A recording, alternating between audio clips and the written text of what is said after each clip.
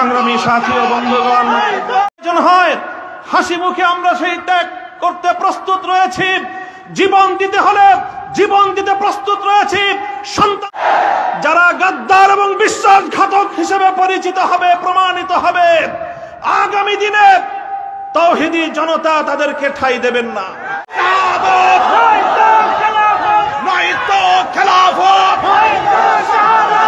আসসালামু আলাইকুম ওয়া রাহমাতুল্লাহ। নাহমাদুল্লাহ তাআলা ওয়া নুসাল্লি আলা রাসূলিহিল কারীম, আম্মা বা'দ। আউযু বিল্লাহি মিনাশ শাইতানির রাজীম। বিসমিল্লাহির রহমানির রহিম। ইন্নামা আশকু বাসসি ওয়া হুজনি ইলাল্লাহ। সাদাকাল্লাহুল আযীম। আমির হেফাজত বাংলাদেশের আলেমকুল শিরোমণি, এদেশের 18 কোটি তাওহীদি জনতার আধ্যাত্মিক রাহবার শাইখুল ইসলাম আল্লামা শাহ মুহিবুল্লাহ বাবুনগরী হাফিজাহুল্লাহ তাআলার আয়োজনে আজ আমাদেরকে এই সম্মাননা প্রদানের উপলক্ষে আয়োজিত সমাবেশে উপস্থিত হযরত উলামায়ে কেরাম, প্রাণপ্রিয় তাওহীদি জনতা, হেফাজতে ইসলাম বাংলাদেশের স্থানীয় ও প্রত্যন্ত অঞ্চল থেকে আগত আমার প্রাণপ্রিয় নেতাকর্মী ভাইয়েরা, সংক্ষিপ্ত কয়েকটি কথা।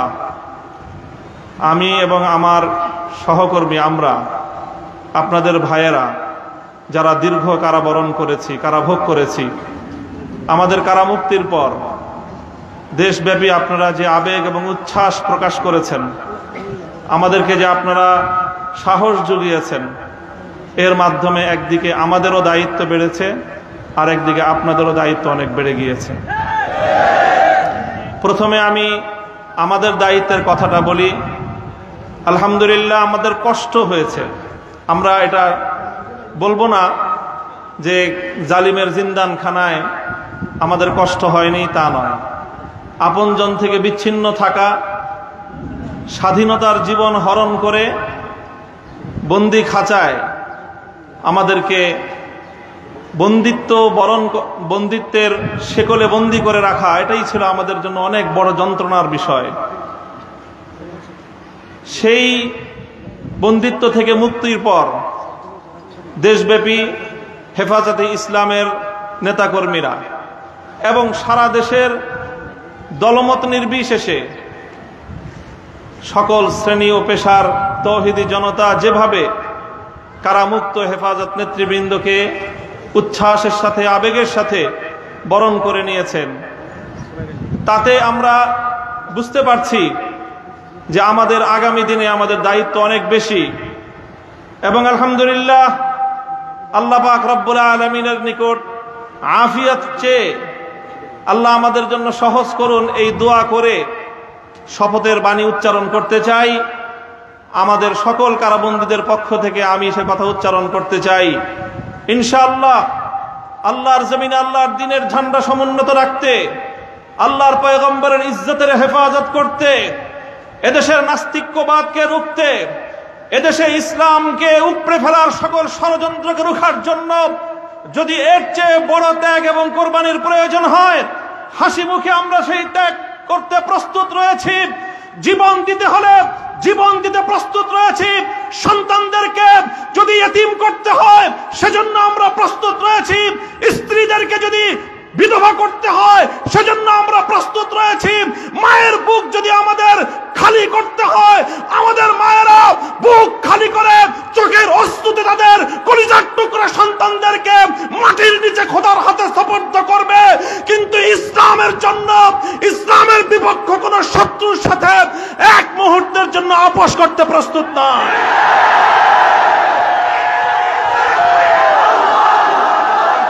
সময় কম, আমার স্পষ্ট পয়গাম, সব অন্যায়ের ক্ষমা রয়েছে, গাদ্দারি আর বিশ্বাসঘাতকতার কোনো ক্ষমা নাই। যারা গাদ্দার এবং বিশ্বাসঘাতক হিসেবে পরিচিত হবে, প্রমাণিত হবে, আগামী দিনে তাওহীদি জনতা তাদেরকে ঠাঁই দেবেন না। ইনশাআল্লাহ উলামায়ে কেরাম, হেফাজত নেতৃবৃন্দ যেভাবে শপথে বলিয়ান হলেন, যারা আমাদেরকে এভাবে সমর্থন যোগাচ্ছেন, আপনারা তো সমর্থন যোগাচ্ছেন, কিন্তু আপনারা কি কথাটা টের পান যে আপনাদের এই অভূতপূর্ব সমর্থনের কারণে রাষ্ট্রযন্ত্রের পক্ষ থেকে আমাদের উপর চাপটা কিন্তু আরো বেশি বেড়ে যায়। এই যে আজকে আমাদের উপরে এই অকথ্য নির্যাতন, এই যে লাঞ্ছনা, এই যে গঞ্জনা আমাদের উপর, কারণ এদেশের মানুষ আমাদেরকে ভালোবাসে, কারণ আমরা যেখানে যাই মানুষ আমাদের প্রতি আবেগ এবং উচ্ছ্বাস প্রকাশ করে। এখন আপনারা যদি আবেগ আর উচ্ছ্বাস প্রকাশ করে ঘরে গিয়ে বসে থাকেন চুপ করে, তাহলে আমাদের উপর কিন্তু চাপটা, জুলুমের স্টিম রোলারটা আমাদেরকে কিন্তু নিষ্পেষণ করে দিবে। তখন আপনাদের আবেগ প্রকাশ করার কিন্তু আর কোনো জায়গা অবশিষ্ট থাকবে না। এই জন্য আমি আজ আমাদের আমির, এই জনপদের সকল আলেম ওলামার আমির, এই জনপদের কোটি কোটি তৌহিদি জনতার অবিসংবাদিত আধ্যাত্মিক রাহবার আল্লামা মুহিবুল্লাহ বাবুনগরীর এই মজমাকে সারা দেশের প্রতিনিধিত্বশীল মজমা হিসেবে গ্রহণ করে আমি এ জাতির কাছ থেকে জিজ্ঞাসা করতে চাই, আগামী দিনে ইসলামের কথা বলার অপরাধে, আল্লাহর পয়গম্বরের ইজ্জতের পক্ষে কথা বলার অপরাধে শাপলা চত্বরের আমার ভাইয়ের রক্তে রঞ্জিত শাহাদাতের কথা বলতে গিয়ে হাটহাজারিতে আমার যে সকল সন্তানদের বুকগুলোকে জালিমের বুলেটের আঘাতে ঝাঁঝরাতে হতে হয়েছে, ব্রাহ্মণবাড়িয়ায় যেভাবে পাখির মতো গুলি করে আমার সন্তানদেরকে শহীদ করা হয়েছে, সেই সন্তানদের পক্ষে কথা বলতে গিয়ে আমাদের কণ্ঠ যদি আবার চেপে ধরবার চেষ্টা করা হয়, তাহলে আপনারা রাজপথে তার মোকাবেলা করবার জন্য প্রস্তুত থাকবেন কিনা?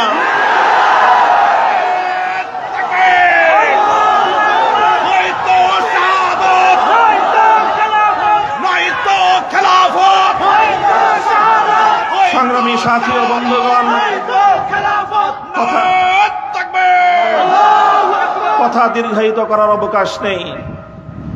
আমি আমার দীর্ঘ কারাবন্দিত্বের সময়ে আল্লাহ পাক রব্বুল আলামিনের রহমতের উপর আমার আস্থা, অবিচল বিশ্বাস ছিল যে আল্লাহ রব্বুল আলামিন নতিজা ভালো করবেন, উত্তম ফলাফল আমাদেরকে দিবেন, সেই আস্থা এবং বিশ্বাস ছিল।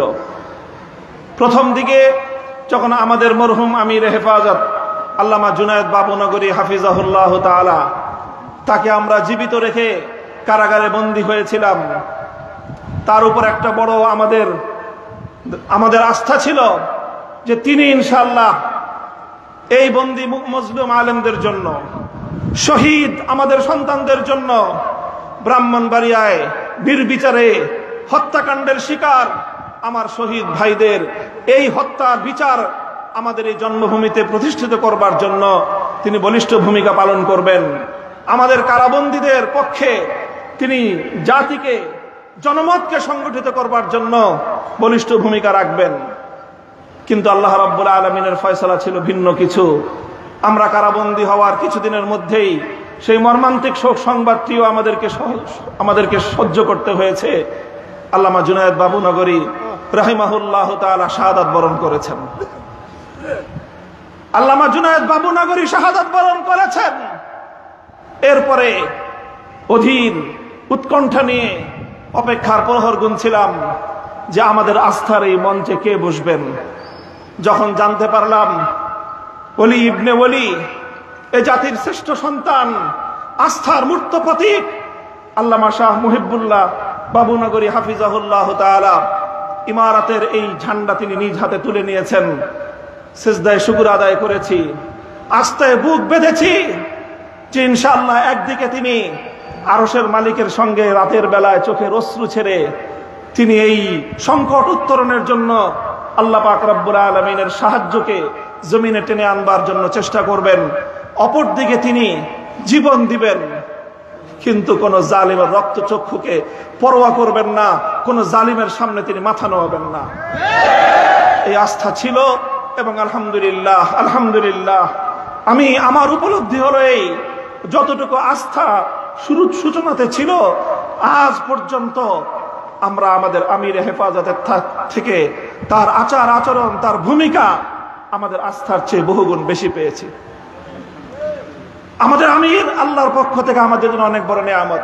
ইনশাআল্লাহ আমির হেফাজতের হাতকে যদি আমরা এভাবে শক্তিশালী রাখতে পারি, এদেশে আমাদেরকে জুলুম করতে পারবে, আমাদেরকে গুলি করে হত্যা করতে পারবে, কারাগারগুলোকে আমাদেরকে দিয়ে ভরপুর করতে পারবে। বাংলাদেশে কারাগারের সর্বমোট আসন হলো 70,000। কয় হাজার? আমরা শাপলা চত্বরে গিয়েছিলাম, কমপক্ষে হলো 20 থেকে 25 লক্ষ। 70,000 হেফাজতের কর্মীরা কারাবন্দী হবে, কিন্তু জালিমের সামনে মাথা নোয়াবে না। এই দেশের 1 ইঞ্চি মাটি নাস্তিক্যবাদ এবং ইসলাম বিদ্বেষের জন্য কারো হাতেই যারা দেবে না ইনশাআল্লাহ। আল্লাহ পাক আমাদের সকলকে তৌফিক দান করুন, কবুল করুন। আমাদের আমির হেফাজত সহ আকাবিরিনদেরকে আল্লাহ পাক দীর্ঘ নেক হায়াত দান করুন। ওয়া আখিরু দাওয়ানা আলহামদুলিল্লাহি রাব্বিল আলামিন। আসসালামু আলাইকুম ওয়া রাহমাতুল্লাহ।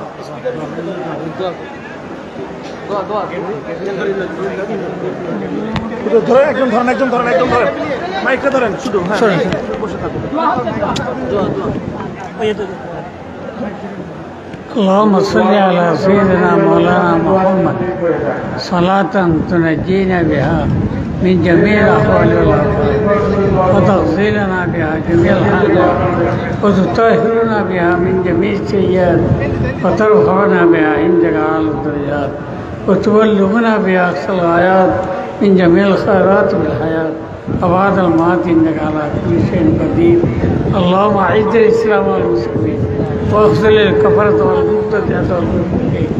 اللهم شتت شمله، اللهم مزق جمعهم، اللهم دمر ديارهم، اللهم خالف بين كلمتهم، اللهم خذهم أخذ عزيز مقتدر. وصلى الله تعالى على محمد وآله وصحبه أجمعين بجود سبحان رب العزة عما يصفون والسلام على المرسلين.